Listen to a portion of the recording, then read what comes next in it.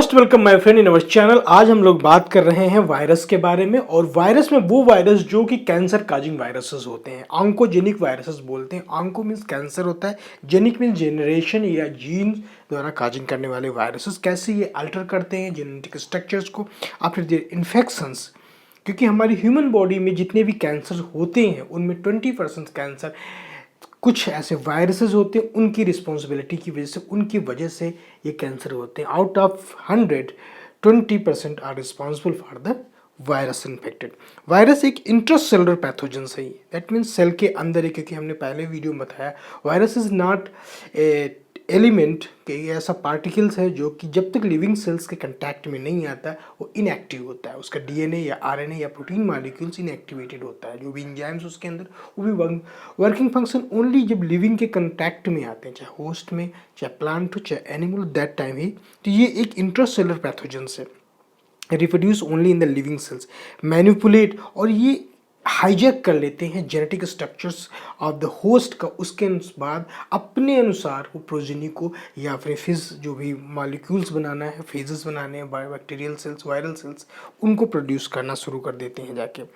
Virus replication effect cellular कि जैसे ये हाईजैक करते हैं, जैसे कंट्रोल करते हैं होस्ट के जेनेटिक स्ट्रक्चर्स को, अपने अनुसार ही उस चीज़ के बनाना शुरू। क्योंकि हर वायरस के अंदर रिप्लिकेशन के द्वारा प्रोड्यूस अनदर जीनोमिक स्ट्रक्चर में हाई रेट ऑफ म्यूटेशंस होता है। वो म्यूटेशन रेट किस तरीके से अगर हमारे जीनोमिक होस्ट के जीनोमिक स्ट्रक्चर के साथ अटैच होता है तो वो रिस्पॉन्सिबल होता है कि जनरेट करे या एक्टिवेट करे या ट्रिगर करे जाकर ऑन्कोजेनिक जो वायरस है, प्रो ऑन्कोजेनिक जीन्स हैं जो ह्यूमन्स, एनिमल सेल्स में, किसी भी बॉडी सेल्स में ये लिविंग होती है। बहुत से ऐसे जीनेटिक स्ट्रक्चर्स होते हैं जो इनएक्टिवेटेड फॉर्म में होते हैं बट उन्हें ट्रिगर चाहिए होता है। कुछ ऐसा ट्रिगर, कुछ ऐसे सिस्टमेटिकली एक्टिवेट कर देते हैं ताकि वो जो प्रो ऑन्कोजेनिक है वो ऑन्कोजेनिक हो जाते हैं और responsible for the tumour, then go for the cancer प्रोजेनेट करते हैं। दिन oncogene viruses are cause the cancer. Already I told you 20% responsible for these things. Although the human जो many viruses वायरस ट्यूमर का फॉर्मेशन करते हैं, 7 of them associated with the human cancer. Most of them जो viruses हैं उनमें group होते हैं, 7 group ऐसे हैं जो कि मैक्सिमम कैंसर काजिंग में रिपोर्टेड किए गए जाकर ऑन्कोजेनिक होते हैं जाकर। 1950-60 के बीच में कुछ ऐसे वायरसेस, आरएनए वायरसेस रिपोर्टेड किए गए जिन्हें हम ऑन्को आरएनए वायरसेस बोलते हैं या रेट्रो वायरसेस बोलते हैं। और यही maximum causing of the cancer से रिलेटेड है या रिपोर्टेड किए गए जाकर। अगर इंट्रोडक्शंस में जाते हैं वो कौन कौन से ग्रुप्स हैं जो रिस्पॉन्सिबल फॉर द कैंसर्स के लिए काजिंग करने वाले वायरसेस हैं, जिसमें हेपेटाइटिस बी वायरसेस बहुत ही प्रोमिनेंट है, हेपेटाइटिस सी वायरस, ये जितने भी हेपेटाइटिस ए बी सी वाले जो वायरसेस होते हैं इनमें रिस्पॉन्सिबिलिटी काजिंग आज दिस कैंसर काजिंग के लिए रिस्पॉन्सिबल हो जाते हैं लीवर सिरोसिस या लीवर काजिंग के लिए। Human papilloma viruses also responsible for this. Epstein Barr viruses, EB viruses, होम ह्यूमन हर्पीज वायरसेस 8, ये this is a group another very critical and responsible for the causing the cancer. Merkel cell polyoma viruses, ये भी एक another type का viruses है। STL यानी human T lymphocyte जो viruses होते हैं यानी एड्स वाले, वो भी इसमें रिस्पॉन्सिबल होते हैं कैंसर काजिंग के लिए।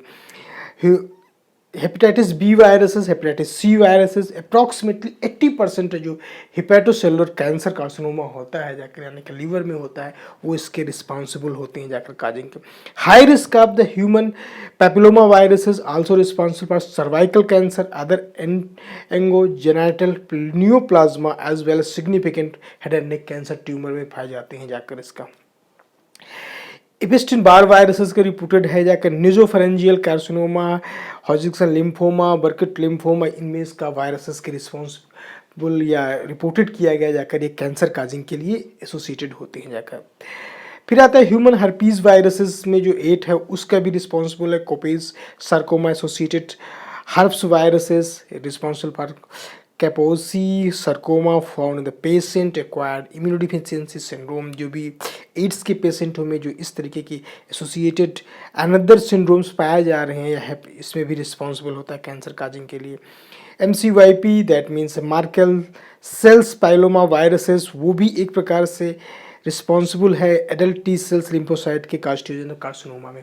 तो ये सारे ग्रुप्स हैं जो मैक्सिमम रिपोर्टेड किए गए जाकर कैंसर से रिलेटेड में। दैट मीन्स ये बॉडी सेल्स के अंदर होस्ट की जो प्रो ऑन्कोजीन्स है, जो इनएक्टिवेटेड जीन्स के, उनको किसी भी तरीके से एक्टिवेट या ट्रिगर करते हैं बाय द म्यूटेशन रेट, जो इनके अंदर म्यूटेशन नोट होता है आफ्टर देयर इन्फेक्शंस। तो वो जो प्रो ऑन्को है ऑन्कोजेनिक हो जाते हैं और रिस्पॉन्सिबल हो जाते हैं formation of the tumour, then go for the cancers. These are the viruses are very infective and dangerous for the host sales.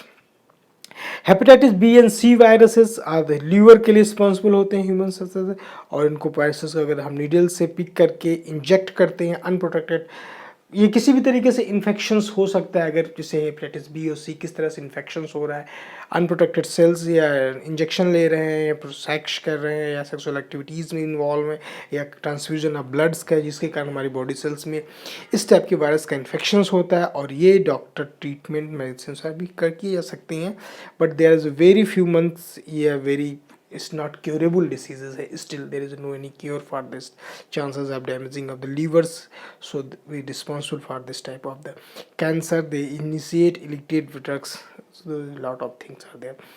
अब आते हैं दूसरे वायरसेस में, कैपोसी सार्कोमा एसोसिएटेड हर्पीज वायरसेस के बारे में बात करते हैं। ये अनदर टाइप का एक वायरसेस है जो ब्लड वेसल्स के कैंसर, ब्लड वेसल्स में काजिंग करता है जाकर, as well two type of lymphomas responsible for this. you are more likely to be cancer from the KVC, weekend immune system जो अगर दैट्स वाई जो एड्स पेशेंट होते हैं उनका इम्यून सिस्टम वीकेंस होता है, और इस टाइम पे ऐसे viruses more actively mutational rate द्वारा रिप्लिकेट करते हैं और ये ट्रिगर करते हैं प्रो ऑन्कोजेनिक को become the cancer causings responsible for. और ये भी सेम किस तरीके से इन्फेक्शंस होता है, sexual activities unprotected and other things responsible for this. Merkel cell papilloma virus के बारे में स्टडी करते हैं, ये इन्फेक्शन कॉजिंग करता है स्किन्स पे, और स्किन जो म्यूकेशनल इनकी स्किन्स होती है वहाँ पर ये मैक्सिमम रिस्पॉन्सिबल फॉर द जो सेल्स होती हैं उनके कार्सिनोमा, यानी कि that means skin cancer responsible for this type of viruses. Human T lymphocyte lymphotropic viruses type 2 type 1 is responsible for the cancer, ये वाइट ब्लड सेल्स के लिए responsible होता है, ल्यूकोमिया एंड लिम्फोमा टाइप के cancer generate करता है। और इसकी जो है इन्फेक्शंस किस तरीके से होता है एड्स के वायरस में, you know very well how they can spread from one person to another person या one society to another. About 2 से 5% peoples are T cell lymphoma responsible for this viruses की वजह से कैंसर काजिंग हो जाता है।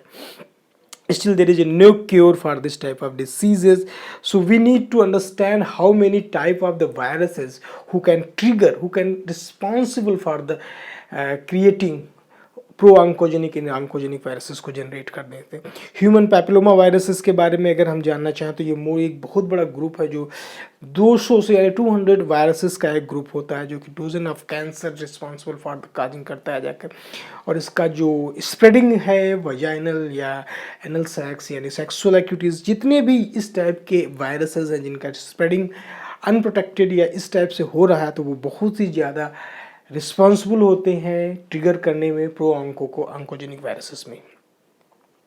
और डिफरेंट पार्ट्स में बॉडी में कैंसर जनरेट कर सकता है जाकर, सर्वाइकस वाल्कस एंड वजाइना पेनिस एनिस टोन। There is a lot of parts where this type of viruses are responsible for the creating so many type of the alteration in the genomic structures. Official recommendation क्या आता है, men's में 21 year, females में 26 year के आसपास। इपिस्टिन बार viruses के बारे में अगर हम देखते हैं तो ये भी एक प्रकार का इन्फेक्टिव वायरसेस है जो कि रिस्पॉन्सिबल होता है जाकर टाइम पे हेल्दी पर्सनस को कहाँ पे mononucleosis, serious type of meningitis pneumonia जो पेशेंट्स होते हैं उनमें इस टाइप की, क्योंकि उनका इम्यून सिस्टम डिस्टर्ब होता है, वहाँ पर ये एक्टिव होता है और they cause the different type of the infections responsible for the cancer या प्रो ऑन्कोजेनिक।